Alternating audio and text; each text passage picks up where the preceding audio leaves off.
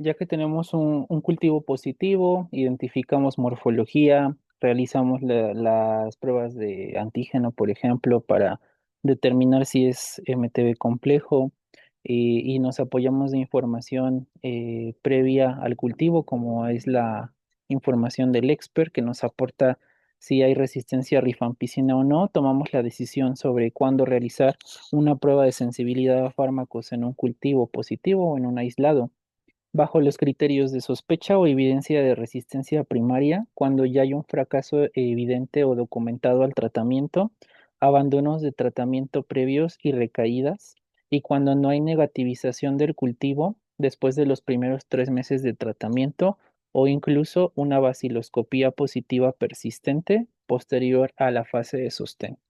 Todos estos son criterios para realizar una prueba de susceptibilidad a fármacos en un cultivo de micobacterias ya identificado como MTB. Las pruebas de sensibilidad a fármacos incluyen, pues una forma multidisciplinaria o un enfoque multidisciplinario, puesto que no solo tienen que ver con el laboratorio, sino que todo esto repercute en la salud del paciente, en áreas como trabajo social, en la clínica de tuberculosis, en el centro de salud donde se le va a dar el tratamiento. Muchos especialistas están involucrados dentro del resultado o el dictamen de una clasificación de resistencia en cuanto a los casos de tuberculosis que tenemos en México. Entonces es importante que yo les mencione que es un enfoque multidisciplinario. La parte del tratamiento se las presento para algunos de ustedes que no conocen el DOTVAL. Este es el tratamiento contra la tuberculosis con los 4 antibióticos incluidos, rifampicina, isoniazida, piracinamida y etambutol en su fase intensiva y en la fase de sostén solamente isoniazida y rifampicina. Cada una de las fases, 2 y 4 meses, un total de 6 meses. Y tenemos del lado derecho la columna de los fármacos de segunda línea, cuando ya la primera línea no es útil porque hay alguna resistencia en los pilares del tratamiento, o sea, en la fase de sostén, que es la rifampicina y la isoniazida. Recurrimos a las opciones de la segunda línea, que son estos 3 grupos, grupo A, grupo B y grupo C, que van en este orden de acuerdo a la utilidad y a la seguridad y toxicidad de estos fármacos ya probada en los pacientes. En el grupo A tenemos las fluoroquinolonas como levofloxacino, moxifloxacino, bedaquilina y linezolid, que son las opciones orales más inmediatas de tratamiento de segunda línea. En el grupo B tenemos clofazimina y cicloserina.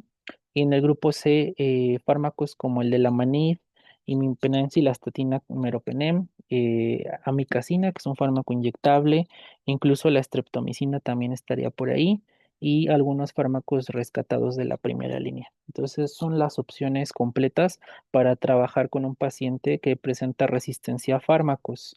La metodología para realizar pruebas de sensibilidad pues es muy variada, tiene el estándar de oro, que es el de las proporciones, para estandarizar cualquier fármaco nuevo, y de ahí se extrapola al medio líquido, donde tenemos el sistema MIGIT, el MIGIT-CIRE, que es el de primera línea, MIGIT-piracinamida, que es exclusivamente para evaluar la resistencia a piracinamida, y el TBEXIST, que incluye fármacos de segunda línea. Los métodos modificados, donde se cambia la concentración de fármaco y medios de cultivo, como el de National UV Center y el método de la CDC. Colorimétricos basados en principios redox, como la alamar azul o la nitrato reductasa, y en algunas áreas de laboratorio que ya se está haciendo sensititre, es uno de los fundamentos para hacer este tipo de antibiogramas. El de observación, que es el MODS, el de observación directa bajo un microscopio invertido, y los métodos moleculares, que son los más recurridos hoy en día, los más sofisticados y también son los más caros. El método de las proporciones para hacer un antibiograma, pues se hace en Lowenstein-Jensen. Hay que preparar la base, todo el Lowenstein-Jensen se hace en una forma supervisada y al momento de envasar o de pasar la dosis a los tubos, se añade el antibiótico previo al envase y ya después se dosifica para tener el antibiótico justo en la temperatura donde no se dañe y pueda meterse al coagulador y se genere la turgencia del medio sólido. Ya que tenemos los lotes para cada uno de los fármacos, se va a hacer un inóculo estandarizado de la cepa la que se va a probar y se van a inocular los tubos y se va a hacer la primera lectura a los 21 días y la segunda a los 42. Como ven, este método era muy engorroso y muy tardado para poder dar un antibiograma. Ahora tenemos disponibles los antibiogramas en medio líquido con fármacos liofilizados y con el sistema MIGIT, con el cual podemos tener el control de crecimiento en un día del cuarto día al día 13 como válido para poder establecer ya el dictamen de sensibilidad de esa prueba. Y estas son metodologías basadas en mi cuantitativas que nos van a dar incluso curvas de crecimiento en la computadora del sistema BACTEC Midgit. Y también tenemos un panel de evaluación externo disponible, que es el del INDRE, para poder calificarnos de cierta manera sobre cómo estamos realizando y ejecutando estas pruebas en el laboratorio. En la clasificación de estas cepas, de acuerdo a la resistencia a fármacos, se da de esta forma: es sensible a primera línea, que sería isoniazida, rifampicina, piracinamida y etambutol; resistente o poliresistente a dos fármacos que no sean isoniazida y rifampicina simultáneamente; el HR, que solamente es resistente a isoniazida; el RR, que sería solamente resistente a rifampicina; MDR, que nos da la resistencia simultánea a isoniazida y a rifampicina; el pre-XDR, que es un MDR más una fluoroquinolona; y el XDR finalmente sería el MDR más dos fármacos del grupo A, fluoroquinolona, linesolido, bedaquilina. Esta es la categorización sobre cómo vamos a ubicar a un caso de acuerdo al perfil de resistencia que nos da el aislado. Es importante realizar las pruebas de sensibilidad óptimamente y con los controles de calidad adecuados y estar bajo evaluación rigurosa del INDRE en este caso para poder establecer este tipo de clasificación. Cuando un paciente es resistente a fármacos, pues se somete a una evaluación de un comité, que es el COEFAR o GANAFAR, para poder establecer el tratamiento usualmente individualizado de estos casos de tuberculosis resistente. Y otra de las herramientas que nos ayuda muchísimo a dar un perfil de resistencia, pero a nivel genético, es la secuenciación. Actualmente tenemos disponible la NGS, secuenciación de nueva generación. Utilizamos el gen de la proteína de choque térmico 65 para identificar el género y especie tanto de micobacterias tuberculosas como no tuberculosas. Esta secuenciación nos va a proporcionar también el linaje y el espoligotipo de Mycobacterium tuberculosis, que incluye ya la separación de Mycobacterium bovis en un clado. También nos va a dar perfiles si es una cepa Beijing o Manila, que tiene que ver con la distribución geográfica y la virulencia. También nos los va a dar, nos los va a aportar esta técnica. El nombre comercial es Diplex Mite TV y detecta mutaciones en genes de resistencia correspondientes a 15 fármacos antituberculosos. Podemos detectar aislados mixtos, dos poblaciones de micobacterias en una sola muestra, si se puede realizar. Los pasos a modo sencillo, pues es la extracción de DNA, ya sea de muestra directa o de sedimento de cultivo o de un aislado; realizar la PCR multiplex para enriquecer los analitos que nos interesa secuenciar. Posteriormente viene la preparación de librerías para poder realizar la secuenciación y el análisis, que se hace en una nube con un software específico, donde uno no necesita saber bioinformática, todo lo va a hacer el software, y bajar el reporte, descargarlo, y lo más complicado de todo esto, interpretar el reporte y correlacionarlo con la microbiología clásica que nosotros tenemos disponible en el laboratorio para poder establecer ya un reporte final. Estos son los fármacos que incluye la secuenciación junto con los genes de resistencia asociados. Como ven, es una prueba muy completa. Tiene todos los fármacos o la mayoría de los fármacos de primera y segunda línea del tratamiento que ya les expuse en las diapositivas anteriores, y el único fármaco que no cubre es el de la manit, todavía no está disponible por esta metodología, y todos los demás están ahí incluidos. Este es el resultado final, ya que sale del analizador del software y interpretado.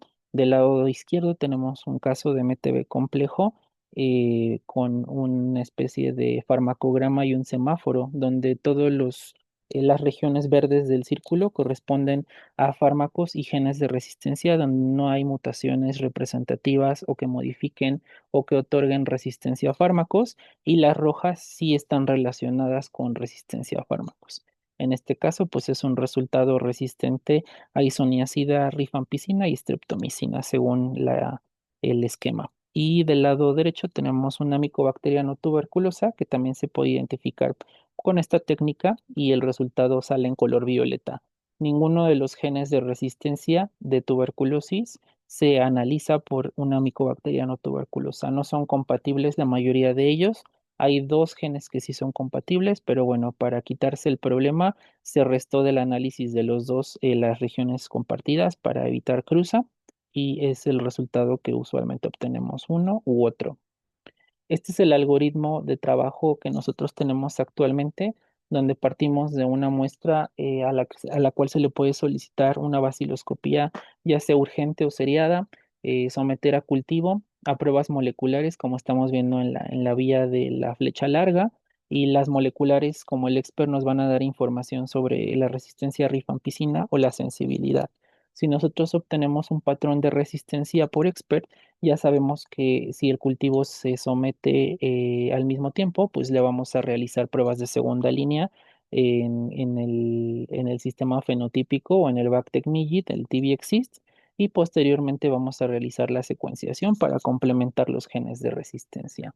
Cuando un cultivo sale positivo, observamos morfologías y haciendo la recapitulación, vemos cordones, sospechamos de MTB complejo y hacemos la prueba de antígeno MPT-64 para confirmar que estos cordones sí están asociados a Mycobacterium tuberculosis complejo. Si observamos pleomorfismo, bacilos cortos, largos o de diversa índole o falsos cordones, también es de utilidad procesar el antígeno para corroborar de que es un antígeno negativo y es una micobacteria no tuberculosa. Ya que tenemos esta identificación del cultivo, procedemos a realizar el paso, ya sea del camino de TB, que sería realizar la prueba de sensibilidad básica a primera línea, y si es una micobacteria no tuberculosa que dio antígeno negativo, lo que haríamos sería enriquecer ese cultivo y favorecer su estatus para realizar el MALDI, la identificación por MALDI, o bien el cultivo enriquecido, realizar la extracción de DNA para poder realizar la secuenciación del gen HSP65 por medio de la técnica de diplex. Esas son las vías de trabajo en una forma generalmente hablando de cómo procedemos dentro del área de trabajo. Nos basamos mucho en la morfología macroscópica de los cultivos y posteriormente en la microscópica, ya haciendo un Sid-Nielsen para observar los patrones que ya les había mencionado y poder establecer criterios, es decir, si es tuberculosa o no tuberculosa. Las no tuberculosas solo se identifican por los métodos ya disponibles y las tuberculosas, bueno, se someten a pruebas de sensibilidad para dar un perfil que le dé utilidad al paciente durante su tratamiento. Esta es una forma resumida en la que se puede apreciar todo el trabajo que se hace en el área de micobacterias y con esto finalizamos el contenido del curso. Les agradezco mucho su atención.